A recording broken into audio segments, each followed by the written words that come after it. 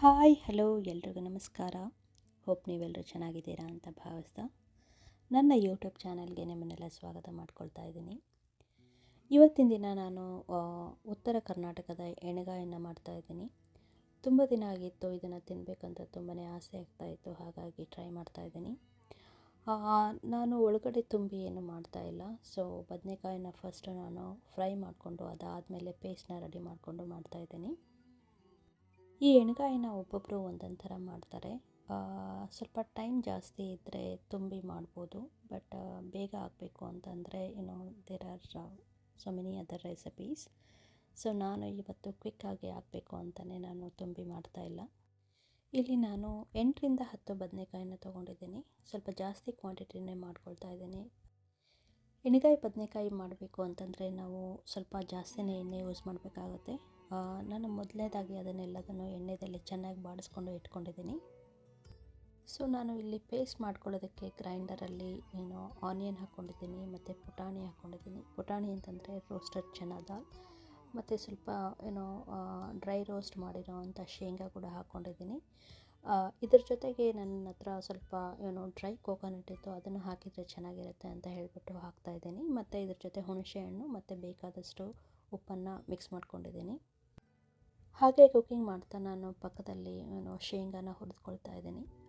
ನನಗೆ ಆವಾಗ ಟೈಮ್ ಸಿಕ್ಕಾಗೆಲ್ಲ ಹುರಿದಿಟ್ಕೊಳ್ತಾ ಇರ್ತೀನಿ. ಬಿಕಾಸ್ ಏನಾದರೂ ಹಶ್ವಾದಾಗ ತಿನ್ನೋದಕ್ಕೆ ಅಂತ ಹೇಳಿಬಿಟ್ಟು ಸ್ವಲ್ಪ ಯಾವಾಗಲೂ ನನ್ನ ಸ್ಟಾಕಲ್ಲಿ ಇಟ್ಕೊಂಡಿರ್ತೀನಿ. ಬೆಲ್ಲದ ಜೊತೆ ಹುರಿದ ಶೇಂಗಾನ ತಿಂದರೆ ತುಂಬಾ ಟೇಸ್ಟ್ ಇರುತ್ತೆ. ಸೊ ಹಶ್ವಾದಾಗ ಅದು ಒಂದು ಒಳ್ಳೆ ಸ್ನ್ಯಾಕ್ ಅಂತ ಹೇಳ್ಬೋದು. ಸೊ ಎಣ್ಣೆಯಲ್ಲಿ ಪೇಸ್ಟ್ನ ನಾನು ಸೇರಿಸಿ ಕುಕ್ ಮಾಡೋಕ್ಕೆ ಬಿಡ್ತಾಯಿದ್ದೀನಿ ಒಂದು 10 ನಿಮಿಷ. ಹಾಗೆ ನಾನು ಗ್ರೀನ್ ಚಿಲ್ಲಿನ ಮರೆತುಬಿಟ್ಟಿದ್ದೆ.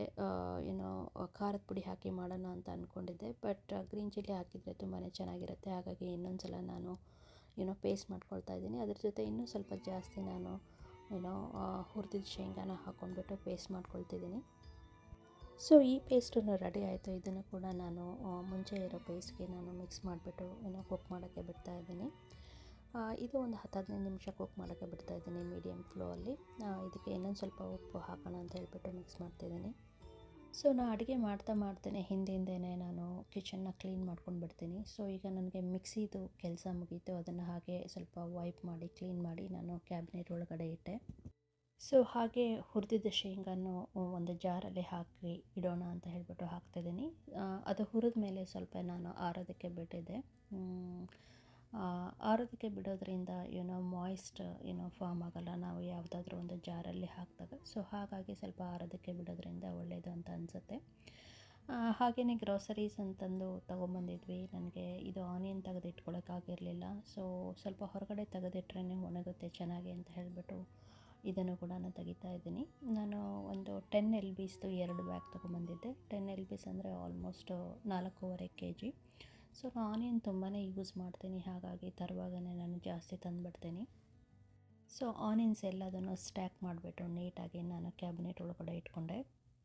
ಸೊ ಇಲ್ಲಿ ನಾನು ಕುಕ್ ಆಗಿರೋವಂಥ ಪೇಸ್ಟ್ನ ಬದನೆಕಾಯಿಗೆ ಆ್ಯಡ್ ಮಾಡ್ಕೊಳ್ತಾ ಇದ್ದೀನಿ. ಇದ್ರ ಜೊತೆಗೆ ಅರಿಶಿಣ ಮತ್ತು ಅಚ್ಚ ಖಾರದ ಪುಡಿನ ಕೂಡ ಆ್ಯಡ್ ಮಾಡ್ಕೊಳ್ತಿದ್ದೀನಿ. ಹಾಗೆಯೇ ಸ್ವಲ್ಪ ನೀರು ಆ್ಯಡ್ ಮಾಡಿಕೊಂಡೆ, ಬಿಕಾಸ್ ಕರಿ ತುಂಬಾ ಗಟ್ಟಿ ಆಗ್ತಾಯಿದೆ ಅಂತ ಅನ್ನಿಸ್ತು ನನಗೆ. ಸೊ ಹಾಗಾಗಿ ಒಂದು 2.5 ಕಪ್ ನೀರನ್ನು ಆ್ಯಡ್ ಮಾಡಿಕೊಂಡು ಆಲ್ಮೋಸ್ಟ್ ಲೈಕ್ 15 ನಿಮಿಷ ನಾನು ಕುಕ್ ಮಾಡೋಕ್ಕೆ ಬಿಟ್ಟೆ ಮೀಡಿಯಮ್ ಫ್ಲೇಮಲ್ಲಿ. ಸೊ ಕರಿ ಆಲ್ಮೋಸ್ಟ್ ರೆಡಿಯಾಗಿದೆ. ಸೊ ಇನ್ನೊಂದು ಸ್ವಲ್ಪ ಕುಕ್ ಆಗಬೇಕು. ಸೊ ಅದಕ್ಕೆ ಕುಕ್ ಮಾಡೋಕ್ಕೆ ಬಿಡ್ತಾಯಿದ್ದೀನಿ.